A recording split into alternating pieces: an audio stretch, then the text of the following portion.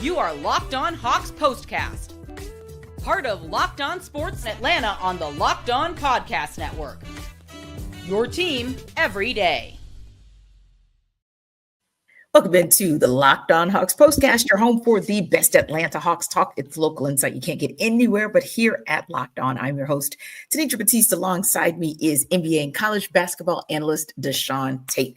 The Locked On Hawks Postcast is also part of the Locked On Podcast Network, your team every day. So the Bigs, well, they warmed down tonight. We'll download on that, but double O was double good, even in a loss. We'll discuss that too. But first, let's talk takes on a disappointing 120-118 loss to the Mavs tonight in Dallas. And Tate, for you, it was really simple. Yes, the Hawks got back to basics, but it didn't matter.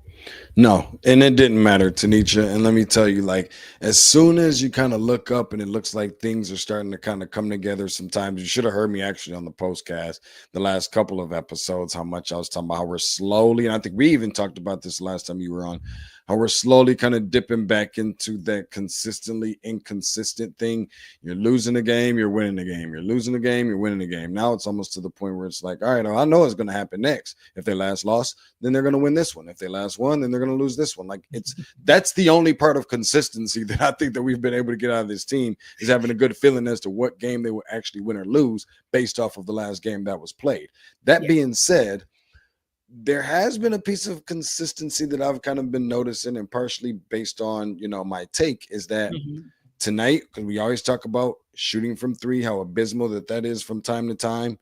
38%, which is not a phenomenal night by any means, but certainly better than we had gotten accustomed to at one point in time. Usually talking about how poorly they had shooting from the line. And they've actually been doing pretty freaking good. 86% on tonight. They've actually strung together a couple 80% performances in a row, which is a little bit surprising. And then it also wasn't the turnovers. 11 turnovers on a night like tonight, I thought was actually pretty freaking good for the Atlanta Hawks. The other night, they had it in single digits. Those are the things that are typically things that stick out like a sore thumb, if you will, the elephants in the room. That wasn't that on tonight. Issues, however, which most people probably would have assumed maybe is by looking at the roster construction has been the size.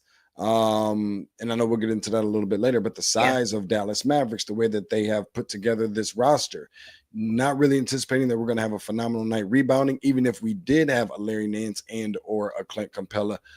I think that it is more so than anything, I'm taking notice to some of the trends based off of the offensive rebounding.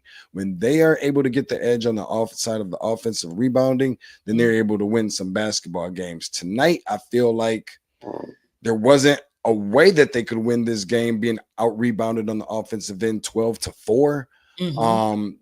That is probably very low percentages. I think about a third of what Dallas was able to do on that side of the ball. And that didn't bode well for them very much. To be honest with you, if I would have looked down and seen 12-4 on this stat sheet in terms of offensive rebounding, I would have actually thought that they would have lost this game by a lot more points. Like you said, it's very difficult when we are actually able to positively speak on those basics that we normally have some trouble with, like being able to have a conversation and not only talking about the turnovers and the fact that, hey, didn't have a lot of them as 11, even though it's double-digit turnovers, that's still low for an NBA team. Now, points conceded off the turnovers, that might be where you have that might be where the challenge is, because conceding the 19 points off the 11 turnovers is the problem when Dallas turns the ball over 15 times, but you only get 13 points out of it. So those are the little margins when the game goes back and forth, when there are these serious runs and then one play here, one play there makes the difference. That's when you can't afford for the basics to not matter. You can't afford for the basics not to matter. And like you said, when you start looking into the numbers and you see that the Dallas Mavericks had 8 blocks to the Hawks 3. And we know we're going to talk about what the rationale and the reason for that was a little bit later, but ultimately you just can't, like you can't have a night where the game goes back and forth like, okay, you're up 11. The Mavericks are up 12. You go on a run. They go on a run. Well, then that pretty much means it's probably going to come down to one possession. If it's going to come down to one possession, you have to be in a position to take advantage of whatever it is, whatever advantage allows you to get an 11-point lead, whatever advantage allows you to go on a 22-7 run late in the game, even when it looked like it was over. But I just felt like, once again, even though it was just a 2-point loss, it feels like it was worse because, my God, how many times are we going to be talking about the inability to close out or the frustration of little things that you just cannot keep doing as you get this close to the postseason? We shouldn't be having this conversation. And we also shouldn't be having this conversation about the seesaw effect of it because, hey, like you said, I believe they play the Knicks next. And we might be having a conversation where, they won the battle of the boards. And even though they turned it over, they didn't concede a lot of points. None of it matters if we talk about it in a good light one night and then a bad night the next. To me, that's almost as bad, if not worse, than an actual regression, kind of when you fall off the cliff like you're doing well with 3 games and then all of a sudden you have like 7 that suck. I almost just want you to do that because this up and down, you get us excited because we see the capability you have and then you do nothing with it. And speaking of that, listen, a lot of people were up in arms on social media about the last 3.5 or so seconds of this game and what happened with the Hawks, right? And yeah, I mean, that was a tough way to go because the Hawks, I don't know what they were thinking. I don't know where they were. Maybe they were in downtown Dallas somewhere or like, I don't know, Oak Cliff somewhere, but they weren't at the arena for a minute because it seemed like in the third quarter, they were out to lunch. And then somewhere in the fourth quarter, they kind of finally woke up, right? And everything seemed like, okay, it's swinging back the Hawks' way. This might actually be one of those games where DeShaun and I talk about them eking out a win. Except that's not the conversation we're having. Why? Because at the end of the day, they're doing things that they shouldn't be doing. Now, granted, there was a call, sometimes there are calls in the game that are questionable. Sometimes there are plays drawn up that are questionable. For sure. Here's my thought. And this goes across really any sport, but we're talking basketball here. My issue is if you know that it potentially will come down to the final possession because the game gets that tight, then do what you're supposed to do before the game it got that tight. Exactly. Because what I don't want to hear is the conversation about the refs or the conversations about a no call. You're leaving the door open. Exactly. Yeah, all of that, all of the above. So to me, it wasn't about, Trae Young missed the 3-point step back jump shot or whatever. Okay, that's fine. I mean, but can we look back a little further? What'd you do at the 1 minute mark when you literally took a 26-foot 3-point shot and you know how I feel about shots that are taken at the wrong point in the shot clock. I always feel like that's going to come back and haunt you. Well, why are we having that conversation at this point I'm just going to go with season. I'm going to leave it alone. But why are we having that conversation at this point in the season? And then unfortunately for Dyson Daniels, he turns people over so much. You kind of sort of can't get mad if he has that off moment where he actually turns the ball over. I'm not nearly as mad about that because so often he gives the Hawks points back by the turnovers that he creates through steals. So I'm not as frustrated about that one. But 57 seconds left. That game is still, there's plenty of time on the clock. Yeah, you're 3 points down, but you also have 57 seconds. I mean, DeShaun, you're clearly going to get at least one more possession, if not 2, to be able to tie it up. Just play your game. Why not try to go inside and maybe see if you can draw a foul, because obviously with those trees the Mavs are putting out there, you probably weren't going to actually get a 2. But if you would have drawn a foul, that might have gotten you to the free throw line, get you a couple of points, slow the game down, and get the clock back in your favor. See, that's the kind of thinking that I want to see in those late game possessions when it's that close, so that we don't have to be talking about what you did in the last 3 seconds. Well, it definitely seems like this is a team that's lately kind of been making the game harder upon themselves than to make it easier upon themselves. Yes. And I could tell that Tenitra's pretty PO'd right about now. When my girls start clapping her hands, it's a totally different conversation. They're a totally different game. But no, and I feel you on much of what you're saying, especially with the whole, waiting until the shot clock is winding down kind of thing, because not only are we still talking about that at this point of the season, why are we talking about that waiting until this point of the game? But why are we still having that conversation at this point in his career? Yeah, and I was trying to be nice, but since I get it. They put it out there. Thank you, Tate. I mean, I get it. That's been the thing that have been having people frustrated for years. Like, you're going to take the shot and we know that you got range and so forth. Oh, yeah. Okay, cool. I get it. And we're happy when it goes in. I'm not always in love with it when it goes in, because I still remember how I felt before it went in and you took the shot. But sometimes I'm even curious to know how some of the people in, please feel free to tweet at us and feel free to hit us up in the comment section. How do you feel when you kind of going on this roller coaster ride of inconsistencies, and just the only thing that feels consistent is when they're just like, oh, but they fought back, and oh, it was so close, and oh, we almost had it? Does that sometimes for some people make it even worse than going out there and getting the doors blown off of you? Or are you actually feeling like, you know what?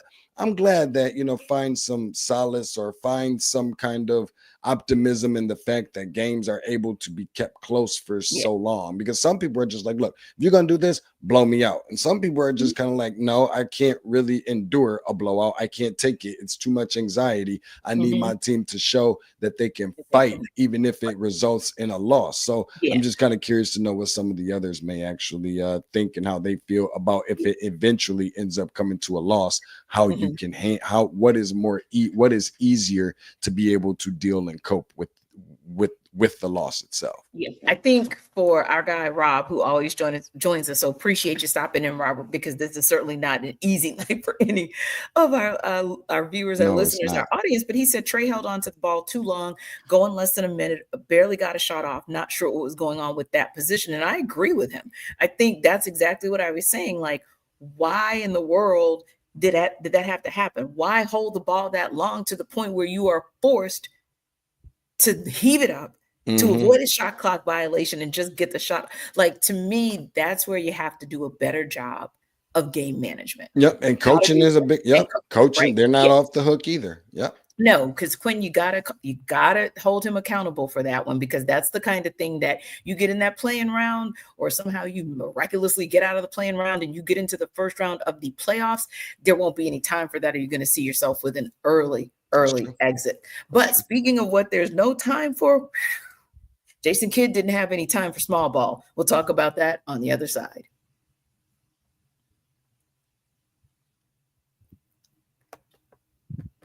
This episode of our Locked On Hawks Postcast is brought to you by Prize Picks. So baseball season is in full swing, and there's no better way to get in on the action than with Prize Picks, the best place for daily fantasy sports. With Prize Picks, you pick more or less on at least 2 player projections, and if you're right, you can win up to 1,000 times your cash, whether it's strikeouts, RBI, or first inning runs. Prize Picks keeps every game exciting. So this week, you can pick Aaron Judge for more than 1 home run. You saw what the Yankees did a couple nights ago, and Shohei Ohtani for more than 1 stolen base. It's that easy. And of course, it's fast and simple. Setting up a lineup takes less than 60 seconds. And when you win, your payout is quick, safe, and secure.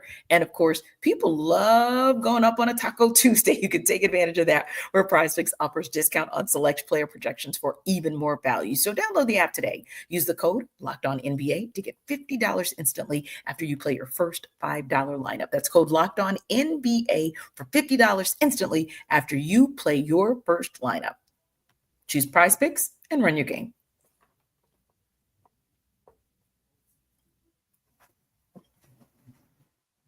Time to reveal where the game was won or lost. It's the turning point. So DeShaun, I thought this was very, very interesting, because this was a game, and it's the thing I hate most in the world, of the runs, but it was a game of runs where the Hawks really went on a strong run to get this game, go up by 11. Mavericks come back in the second half and they end up going up by 12. And of course it tightens up at the end. But what was interesting to me was the strategy, that Jason Kidd employed, because as the Mavericks battle their way back into this game. You saw him, really like change up his lineup time after time after time. So obviously he kept Najee Marshall in there for about 35 minutes. He actually played the most for the Mavs tonight, but most of their players did not play that long. So Anthony Davis only played 30 minutes. Derek Lively, of course, in his return. So maybe a little bit of time management there. He played 16. But when you start looking at what Jason Kidd was able to do and how he wore the Hawks down and got back into this game, it was because he kept throwing big after big after big in there, to the point where I think at one point there was probably just one member of the backcourt, just somebody to bring the ball up, and that was it. And I thought that was a very interesting strategy, obviously successful strategy, that he used to get back in this game, and then of course ultimately win it off of Anthony Davis's final shot. But yeah, that was an interesting strategy that I felt he employed tonight that worked to perfection. I think so too, Tenitra, and here's why. Because number one, this plays a part in Jason Kidd's, not even necessarily about experience, but having the ability to outcoach Quinn Snyder, kind of partially what we were just talking about in the last segment. But it's all about making the adjustments. Late game adjustments. And we can see, based off of the inconsistencies that we have been talking about, that's something that Quinn Snyder is definitely on the hook for. And this is just another example of that. You know, when they have constructed their roster the way that they have and being able to bring big after big after big off the bench, and it feels like a never-ending revolving door of just players with fresh legs. And the Hawks is already minus, you know, a few. I mean, they already don't have very much space for just any kind of I guess kind of getting the word I'm looking for here, but just not really having the manpower, I guess, in the front court to even deal with the magnitude and just quantity nor quality of the bigs that Dallas has. You're already in the minus at that point. You're already kind of up against it. But when they're able to pull guys out that has the ability to be able to defend some guards in this league. I mean, we saw Miami years ago how many times we have been saying it about how they have the blueprint because they have the bigger players, they have the longer players, they have the more athletic players to be able to put on somebody like a Trae Young and make things in his night in that particular game more difficult for him. That's what that was with guys like Najee Marshall and coming off those screens, Derek Lively, just to flash up when there's a screen for somebody like a Trae to just be able to distract things a little bit, because we know that Trae Young likes to pick up the ball sometimes in those instances and look for somebody to pass it to. A lot of times it's an overhead pass or it's a behind the back or whatever the case may be. But when you've got that length out there, they're covering up so much space. That's Anthony Davis as well, being one of those, you know, obviously a big guy and playing the front court and so forth. Daniel Gafford, even in some instances, can get out there and be able to throw his body around and his length and things like that. PJ Washington, even though he didn't play tonight, that's just another example. So I think that just kind of shows that some people have the manpower and don't know how to use it, let alone don't use it at all. That's not this Dallas team. That's exactly why we've seen Dallas in not only in the NBA Finals last year, but that's also why you see Dallas make the kind of move for Luka Doncic the way that they did. Yeah, and I would say, too, for them to still be in the conversation about getting into the postseason, it's because of little subtle moves like that to say, hey, this is what we have. And you mentioned someone else that it kind of made me chuckle, because it seems like when we always go to a blueprint that a team or a coach has figured out on Trae Young, somehow there's always some darn Miami Heat connection. Enter Caleb. Always, some way, somehow. Every time we see some like strategy employed and we're like, dang, we've seen that before, it's usually going to be a Miami player, because we really haven't seen it from the coach, because I mean they still had Eric Spoelstra for all this time. But when players move on, typically speaking, their bigs are going to give him fits, even sometimes their guards, because they know, hey, this is an easy thing for us. We've got length, we've got size, and we can just block these lanes, and we're going to block all the passing lanes. Let's see what you got. Let's see what you got then, because now it's really going to be on you. Oh, wait a minute. We employ traps. That's Miami gave the whole league, the blueprint for the traps. That's So true. Martin knows how to do that. So yeah, I feel like Jason Kidd said, hey, in order for us to dig our way back into this game in this second half, here's what we're going to have to do. We're going to put bigs. We're going to employ some of the things that we've seen. And I got to say it, the Miami Heat do, and they pretty much worked that to perfection. So again, that's something to where Quinn Snyder and Trae Young are going to both have to figure it out. Because at the end of the day, you never want teams or players to have your number to that degree. And can I just say this too before we wrap up? Of course. Earlier in the season, we both felt like Trae had figured that one out. Yep. Both felt like he'd figured out the trap, like he was able to see the trap when it was coming. And that allowed him to know, hey, I've got to pass that ball a half a second earlier or a second earlier because the trap is coming. Here's how I get out of the trap. Mm-hmm. That's the thing that concerns me, I think, a bit of what I'm seeing in those moments, because we're like, okay, Trae, you'd actually evolved out of that stuff. So you can't afford to regress because you don't have the weapons that can kind of dig you out of that. Mm-hmm. Yeah, because there's no Jalen Johnson. So there's no dig out plan. And then two, this also unfortunately exposes the fact that the Hawks bigs are not big. Yep. Yeah. So when you're relying on somebody sometimes like a Zachary Reese-Shea, and while we've seen so much good from him, and I know we're up against it, I'm going to make this really quick. We love the fact that we can throw out the fact that, he's recorded his 50th steal of the season on tonight, being the only player, and teen rather, to record 800 plus points, 200 rebounds, 100 3-pointers, 50 steals, 30 blocks, all of these things.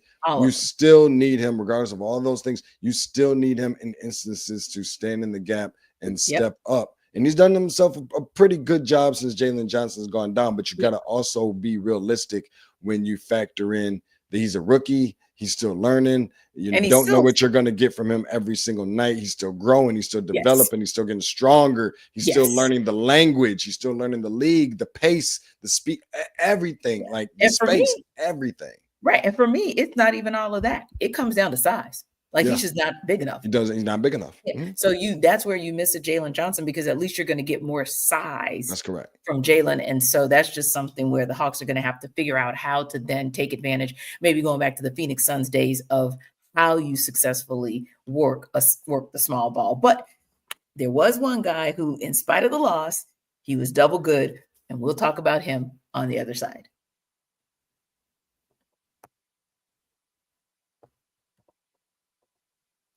This episode of our Locked On Hawks Postcast is brought to you by Monarch Money. Ever check your bank account and wonder where'd all the money go between dining out, online shopping, entertainment? Well, it's easy to lose track. That's where Monarch Money comes in. Your personal CFO, giving you full visibility and control over your finances. Now, Monarch Money isn't just a budgeting app. It's a complete financial command center. You can track all your accounts, investments, and spending in one place. So you stop just managing your money and start building wealth.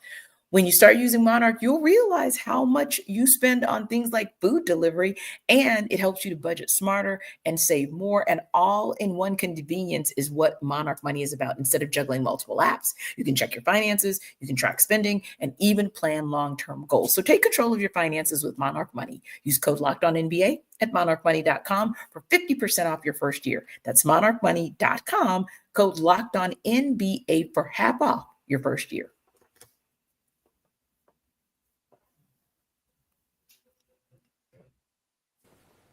The NCAA tournament is here, and so is the Bracket Breakdown. Locked On Podcast Network and Amazon Fire TV channels are teaming up to deliver NCAA tournament coverage like never before. Watch studio shows featuring former players and Locked On's local experts as they guide you through every upset, buzzer beater, and bracket matchup. Stream it all for free on Amazon Fire TV channel. Search Bracket Breakdown to see it all for free. It's your team every day.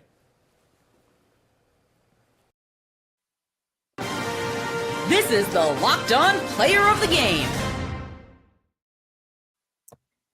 So DeShaun, even in tonight's loss, you kind of look to see if there's any positive. And hey, sometimes there's just not. But tonight, you got to give Onyeka Okongwu his credit because we're seeing so much out of him as far as consistency goes. Of course, a 20-point night for O, 14 rebounds, 11 defensive rebounds, couple of assists, couple steals, couple blocks, all in 40 minutes. So not only is it about efficiency, because that was on 7 of 15 shooting, 5 of 7 from the free throw line. So he's getting even better from the charity stripe, but also having that sustainability, like literally having the endurance to be able to play the 40 minutes and play quality minutes for the Hawks. So I think he was still worthy in spite of the loss. I think he was still worthy of being our player of the game. A double-double in 3 of the last 5 games, right? Yes. Even more so, we have to go all the way back to, almost a month ago against Charlotte, where we hadn't seen him score in double figures.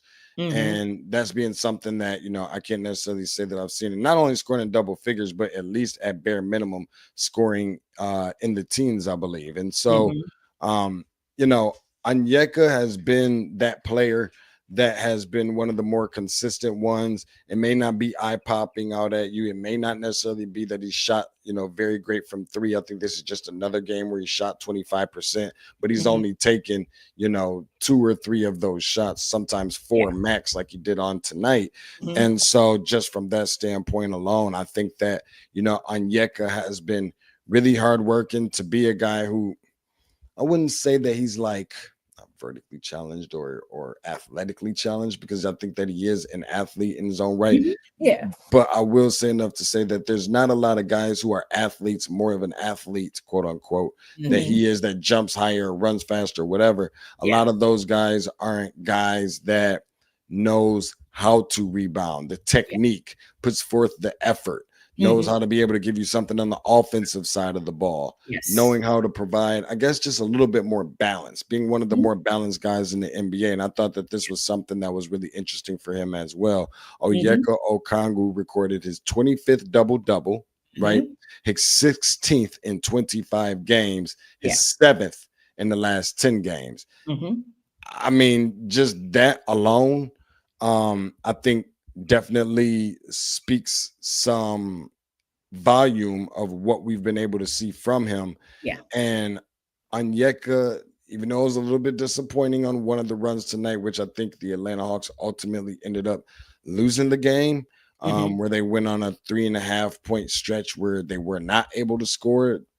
Also, in addition to some miscues and just senseless turnovers and loose ball fouls, amongst other things, he was a part of some of that, and he's on the hook for sure for some of that.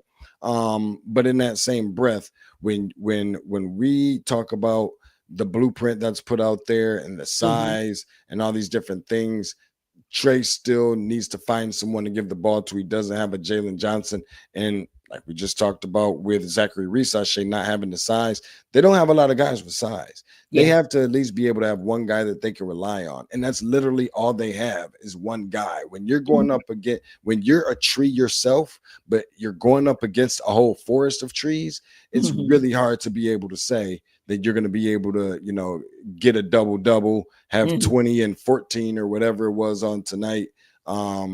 And he was able to do that. And I think that we really have to consider some of that when we're looking at a player of the game.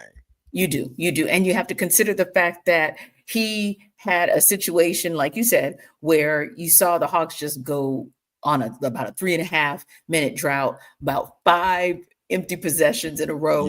And, just back-to-back misses. And again, this is a DeShaun and Tenitra thing. The thing that worked our nerves maybe more than anything when Clint Capella was missing those darn bunnies. I know. And there Onyeka Okongwu did it a couple times tonight. So yes, we did grit our teeth because we did. You can't be missing back-to-back for 3 feet. Come on. Oh, that's what you do that keeps you in the game. That's how you got into the starting lineup, because you would be able to get those point-blank shots. So we're still going to knock you for that.